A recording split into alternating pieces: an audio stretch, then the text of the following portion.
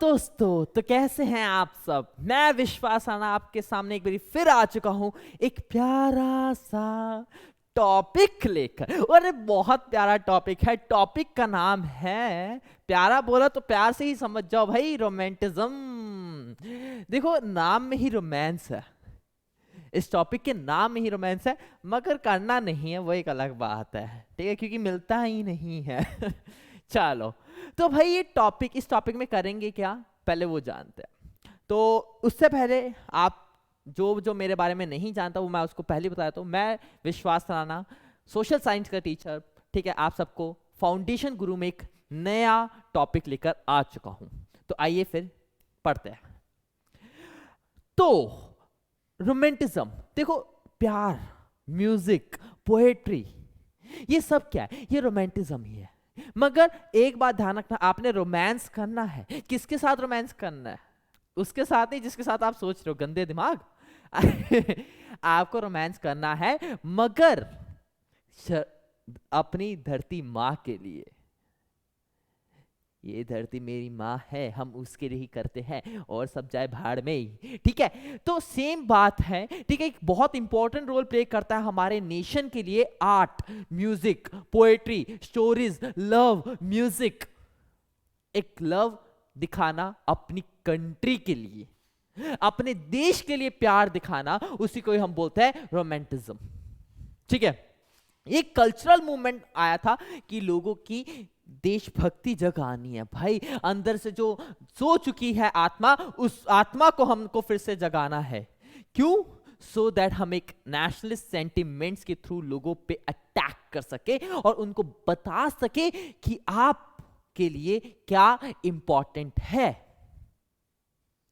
Romantic artist जो होते हैं ना, जो आर्टिस्ट होते हैं वो ना बहुत क्रिटिसाइज करते हैं साइंस को एंड रीजंस को। वो कहते हैं नहीं भाई, हमको ग्लोरिफिकेशन ऑफ रीजंस नहीं चाहिए, हमको लोगों के देशभक्ति में जो होते हैं ना प्रेम कथा, हमको उसको जगाना है। इस टॉपिक में हम यही पढ़ेंगे, रोमांटिज्म में। तो आई थिंक आप सभी को समझ में आ गया होगा कि टॉपिक किस चीज के ऊपर है। जैसे एक एग्जांपल देता हूं, एक जर्मन फिलोसोफर था जॉन गॉटिफाइड। ये व्यक्ति आप सब देख सकते हो, ये व्यक्ति जॉन गॉटिफाइड, ठीक है, पूरा नाम है जॉन गॉटिफाइड हर्दर। एक नंबर का क्वेश्चन है कि ये बंदा कौन सा है, क्या है? ये फिलोसोफर है, जर्मन फिलोसोफर है, ठीक है, ओके। तो इस बंदे ने क्या क्लेम किया था? कहता है true German culture was to be discovered among the common people, कि जो एक कल्चर होता है उसको हमको देखना चाहिए कि जर्मन का क्या कल्चर है, उसको डिस्कवर किया कॉमन पीपल के हिसाब से, सो दैट हम उस कल्चर को समझ सके और हम उसके ऊपर थोड़ा एक्शंस वगैरह ले सके। जैसे फोक सॉन्ग्स बनाओ, फोक पोएट्री बनाओ, आप फोक डांसेस करो। ये नेशन के लिए बहुत इंपॉर्टेंट होता है बेटा, समझ में आई बात? एक कंट्री को आपने एक करना है। देखो फायदा किस में है, यूनिटी में फायदा है या फिर डिसयूनिटी में फायदा है? आपको फायदा है यूनिटी में। आप सबको एक कर दो, कलेक्टिव कर दो, सबको एक कर दो, तभी फायदा आपके लिए होगा। उससे हमारा नेशन बिल्डिंग होता है बेटा, उसी से हमारा नेशन बिल्डिंग होता है। जॉन गॉटफ्राई यही बताना चाहते थे आपको, कैसे हमको देश को, अपने कंट्री को एक करना है। उसी में ही हम सभी का फायदा है। हर एक कोई अपनी वर्नैकुलर लैंग्वेज बोलता है, अपनी वर्नैकुलर का मतलब होता है लोकल भाषा बोलता है, ठीक है। हमको एक नेशनल स्पिरिट एक जगानी थी लोगों के अंदर, एक वो आत्मा जगानी है। उस आत्मा से हमको एक मैसेज करना है कि एक लार्ज ऑडियंस को हम कैसे एकजुट कर सके और कैसे हम अपने नेशन के लिए उनको बता सके कि हम क्या चाहते हैं। और ये कहां कहां पर हमने देखा? पोलैंड में देखा मेन, ठीक है। और बहुत सारी ग्रेट पावर थी, रशिया, प्रूशिया एंड ऑस्ट्रिया जैसी, उन्होंने ये केस उन्होंने देखा था कि कैसे लोगों की आत्माएं जगा रहे थे। ओके, इससे पहले मैं आपको एक डांस दिखाना चाहता हूं। ये एक ना, ये देखना जरूर, ये डांस देखो एक बारी।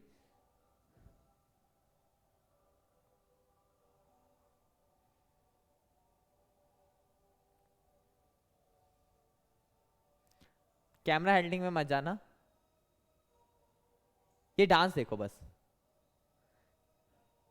म्यूजिक होता तो शायद और भी अच्छा लगता।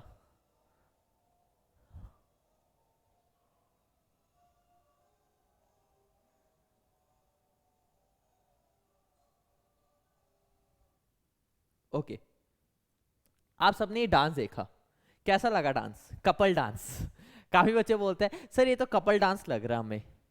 हाँ भाई, आप कपल डांस बोल सकते हो इसको, ठीक है, आपके लिए शायद ये कपल डांस हो सकता है, मगर इस डांस का नाम है पोल डांस, ओ सॉरी पोल डांस नहीं, पोलैनीज एंड मजूरका डांस हम इसको बोलते हैं। जो अभी मैंने आपको डांस दिखाया ना, ये जो डांस है ये कौन सा डांस है? पोलैनेसी एंड मजूरका डांस है।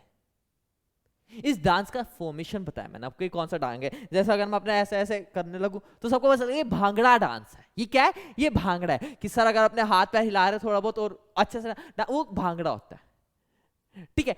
वैसे ही इस डांस का टाइप है पोलैनेसी एंड मजूरका डांस है, ठीक है। अब बात क्या थी, एक व्यक्ति थे जिसका नाम है कर्लोल कुरपिंस्की। कर्लोल कुरपिंस्की, इस व्यक्ति ने ओपेरा म्यूजिक बनाया था। उस म्यूजिक में लोगों ने ऐसा डांस किया था, ये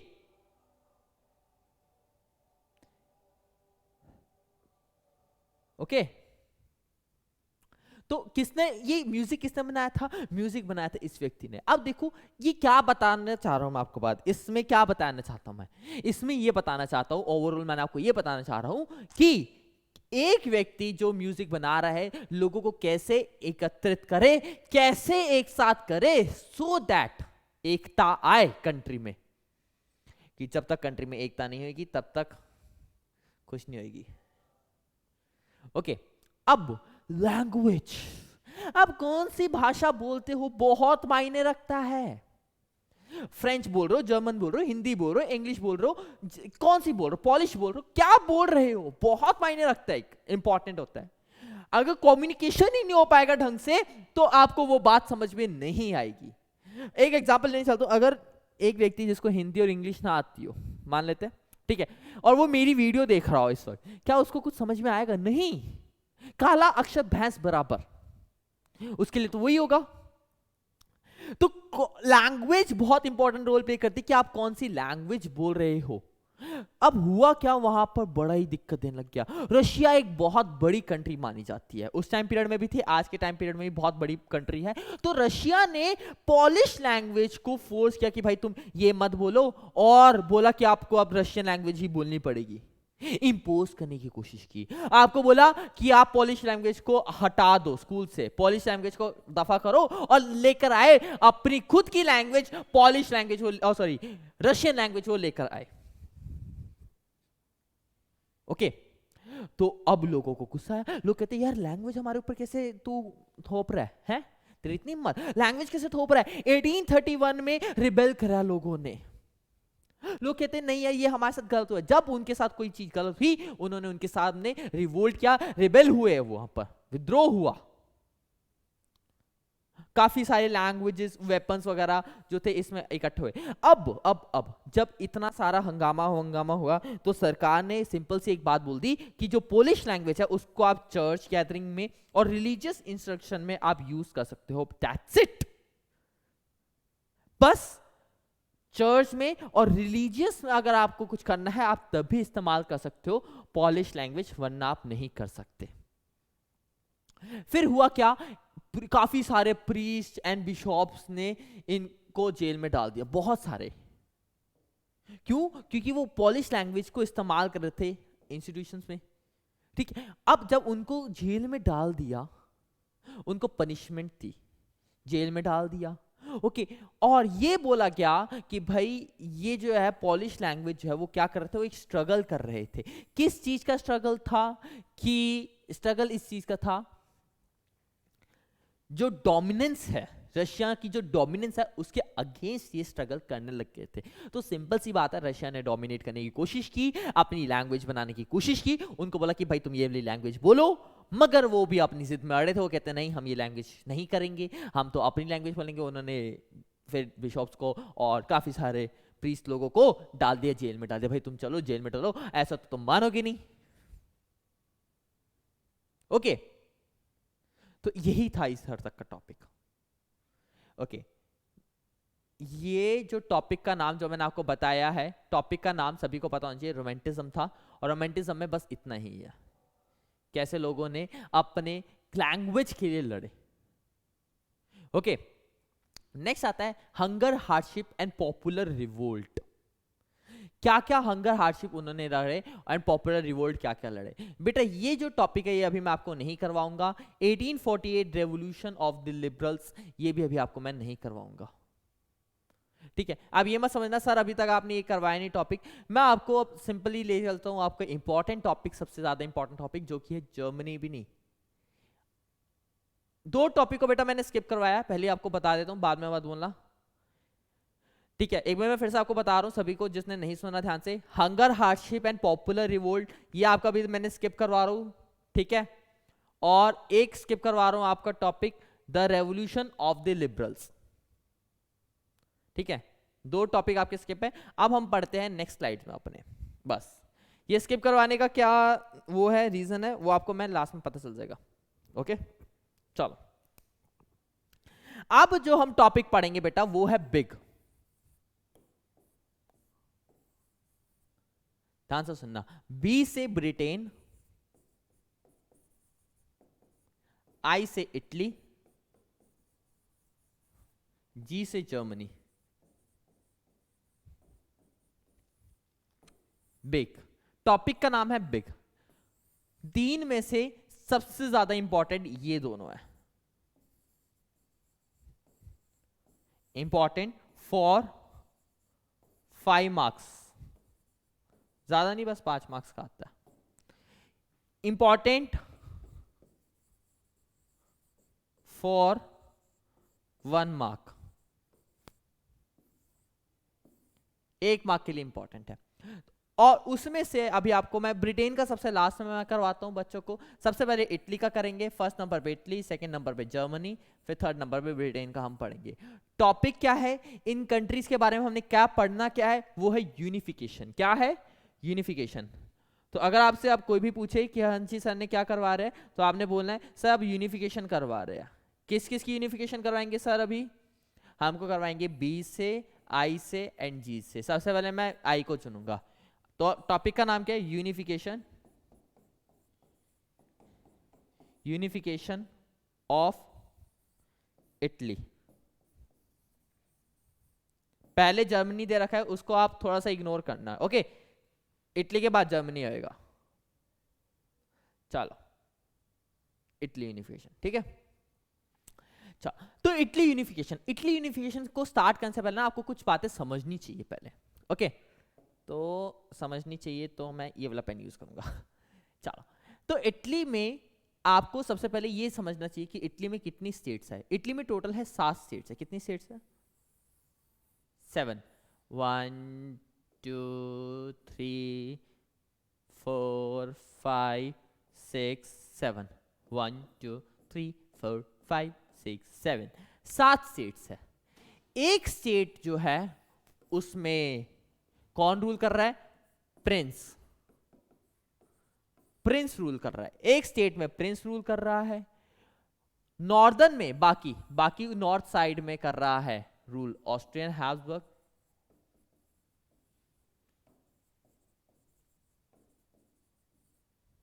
सेंटर में रूल कर रहा है pope.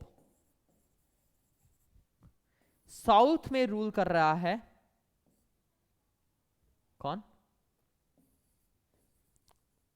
बourbon king of Spain. Okay, अब हम टॉपिक पढ़ते हैं। जिसको नहीं समझ में आया कोई बात नहीं, अभी तक मैंने कुछ ज्यादा पढ़ाया नहीं है, बस सिंपल, कुछ नहीं पढ़ा अभी तक हमने। इटली यूनिफिकेशन, सबसे पहले यूनिफिकेशन का मतलब समझो। यूनिफिकेशन का मतलब क्या है? 3 कंट्रीज के हम यूनिफिकेशन पढ़ेंगे, इटली, ब्रिटेन एंड जर्मनी। और उसका मतलब क्या होता है? कैसे कंट्री को एक किया गया। कंट्री अलग अलग हिस्सों में बटी हुई थी और उन कंट्रीज को कैसे एकजुट में हमने कर दिया। एक कंट्री करनी है, यूनिटी लेकर आनी है और हर एक कंट्री को एक साथ करना है। इटली में जैसे कि मैंने अभी आपको बताया 7 स्टेट्स मानी जाती है। कितनी स्टेट्स है भाई? 7 स्टेट्स है और एक स्टेट में प्रिंस का रूल है। स्टेट का नाम है सर्दिनिया पेडीमोंट। क्या नाम है? स्टेट का नाम है सर्दिनिया पेडीमोंट। ओके, और उस स्टेट में रूल कर रहा है विक्टर इमैनुअल टू, राजा है वहां का, ठीक है, इटली का ही राजा जो वहां पर रूल कर रहा है। कौन रूल कर रहा है? Victor Emmanuel two. नॉर्थ में रूल कर रहा है हैब्सबर्ग, सेंटर में रूल कर रहा है पोप, एंड साउदर्न रीजन में रूल कर रहा है बourbon किंग ऑफ स्पेन। अब याद कैसे रखना है?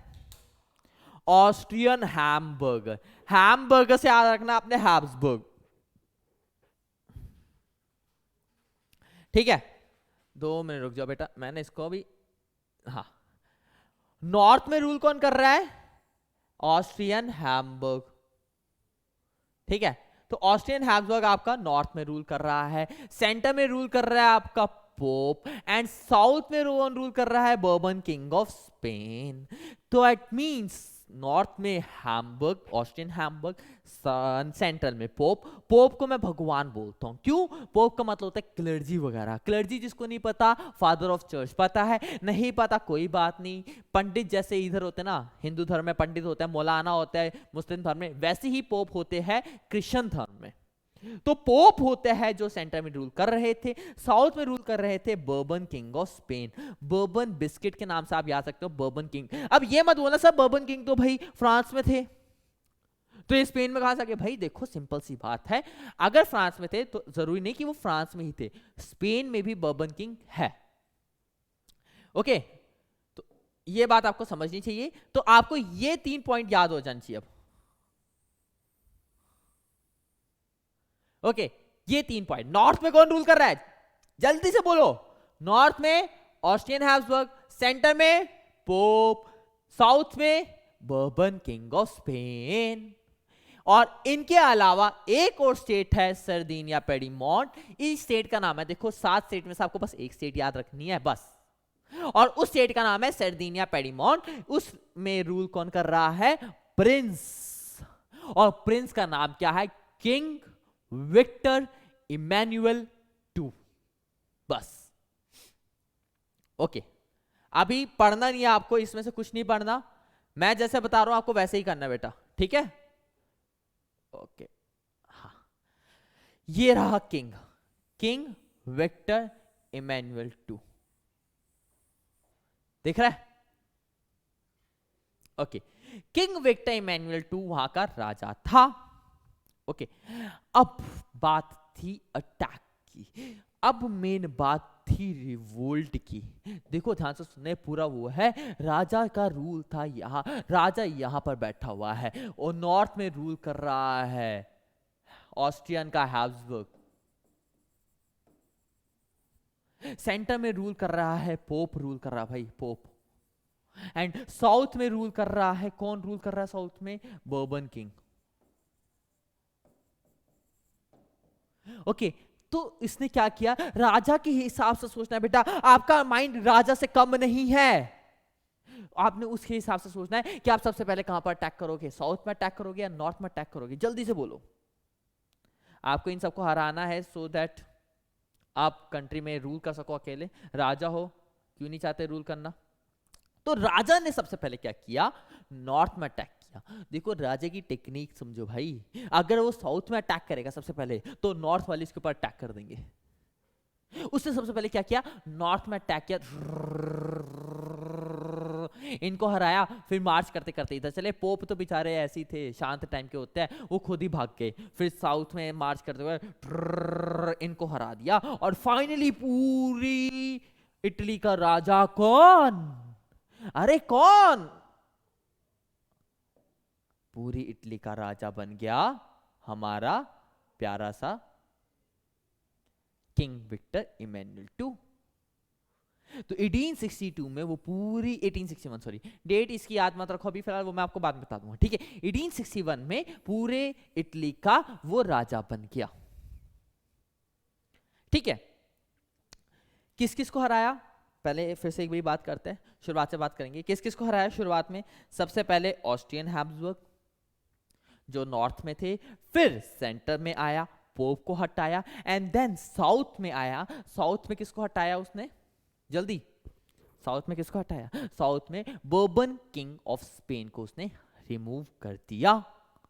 ओके, अब इसके अलावा अगर मैं बात बताऊं, 3 व्यक्तियों के बारे में आपने और पढ़ना है जो बहुत इंपॉर्टेंट थे। पहला है जूसेपी मजीनी। अब दिमाग चलाना अपने, घुटने को दबा दो थोड़ा सा अगर दिमाग घुटनों में वर्क कर रहा है, क्योंकि अब जो क्वेश्चन पूछने वाला हूं ना अच्छे से लेने वाला तुम्हारा ये क्वेश्चन। ध्यान से सुनना मेरी बात।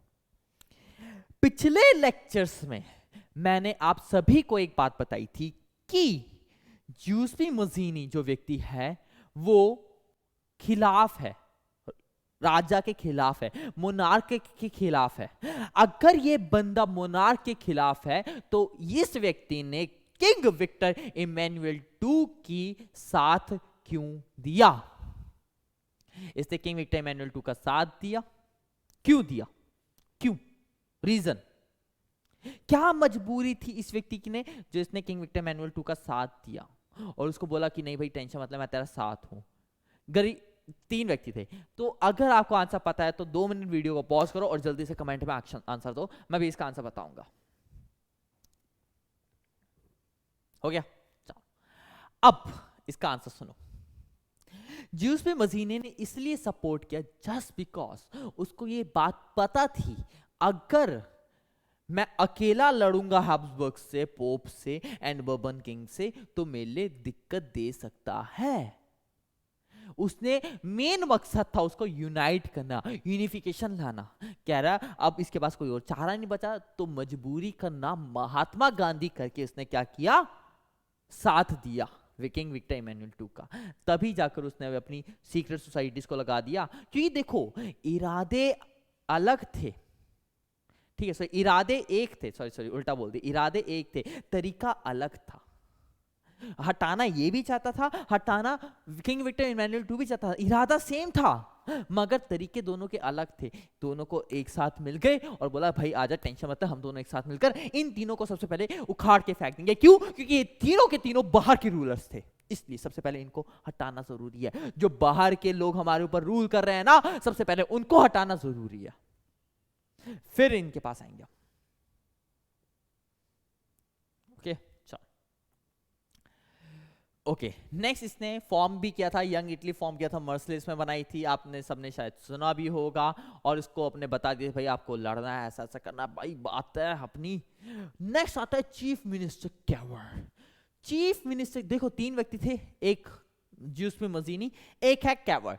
नाम है इसका काउंट कैवर, पूरा नाम इसका काउंट कैवर है। आप कैवर भी बोल सकते हो, चीफ मिनिस्टर कैवर भी बोल सकते हो। चीफ मिनिस्टर की पोस्ट का नाम है अकलमंद इंसान। इस बंदे के लिए एक लाइन बेस्ट बैठती है, ना ही मैं रेवोल्यूशनरी, ध्यान से सुनना बेटा मेरी बात, ना ही मैं रेवोल्यूशनरी ना ही मैं डेमोक्रेट, बताओ मेरा नाम क्या है? मेरा नाम है chief minister Cavour. Chief minister Cavour इसके लिए बोला जाता है भाई ये ना ही रेवोल्यूशनरी था ना ही ये डेमोक्रेट था, मगर स्टिल ये बड़ा फेमस हुआ, ठीक है। इसने काफी लोगों को एक साथ किया, यूनाइट किया, सो दैट वो इटली के लिए कुछ कर सके। नेक्स्ट आता है हमारा गियुसेप्पे गरिबल्दी। गरिबल्दी को कहा जाता है, इसने आर्म फोर्सेस में सब नंबर 1 था, इसलिए इसको ट्रूप्स के लिए संभाला और फोर्सेस के लिए सब इसने क्या था, इसको रेड शर्ट का टाइटल भी मिला था। जो रेड शर्ट का एक टाइटल मिला था जिसका मतलब होता है लिबर्टी। ओके चलो, और फिर फाइनली मैंने आपको बता दिया था सबसे पहले उन्होंने अटैक कहां किया था। आप राजा के हिसाब से सोचो यार, दिमाग थोड़ा सा अपना भी चलाओ, ठीक है। राजा के हिसाब से सोचना आपको कि आप राजा हो कहीं के। आप सबसे पहले कहां अटैक करोगे? सबसे पहले उस बंदे ने अटैक किया मिलकर ऊपर ऑस्ट्रियन हैब्सबर्ग के ऊपर, एंड देन सेंटर में वो मार्च करते हुए गए, फिर साउथ में मार्च करते गए और फाइनली पूरी कंट्री का किंग बन गया। कौन? King Victor Emmanuel II। बस, ठीक है। नेक्स्ट टॉपिक जो है बेटा आपका unification of Germany. Unification of Germany बहुत इंपॉर्टेंट है, और ये मैं अभी आपको इस लेक्चर में नहीं बताऊंगा, इंपॉर्टेंट है तो नेक्स्ट क्लास में बताऊंगा। और अगर आपको वीडियो अच्छी लग रही है तो आप अपने दोस्तों के साथ शेयर करो। इसके बहुत सारे क्वेश्चंस आंसर्स भी लेकर आऊंगा। क्वेश्चन आंसर्स की टेंशन आपने नहीं करनी, करवाऊंगा, वो भी करवाऊंगा, वो भी इंपॉर्टेंट है। 2 टॉपिक जो छूट चुके हैं वो भी करवा दूंगा, टेंशन नहीं लेनी। नेक्स्ट वीडियोस में आपको मिल जाएगा। किसी भी वीडियो का आपको लिंक चाहिए वो आपको डिस्क्रिप्शन में मिल सकता है। ओके, ग्लोबलाइजेशन एक चैप्टर मैं करवा चुका हूं, अगर आपने अभी तक वो नहीं देख रखा देख सकते हो, नीचे मतलब डिस्क्रिप्शन में आपको मिल जाएगा। और ज़्यादा से ज़्यादा अपने दोस्तों के साथ शेयर करिए, बस फिर और क्या बोलना है। जय हिंद, जय भारत। तब तक अपना ख्याल रखें। सी यू गाइस, बाय बच्चों। चलो, थैंक यू।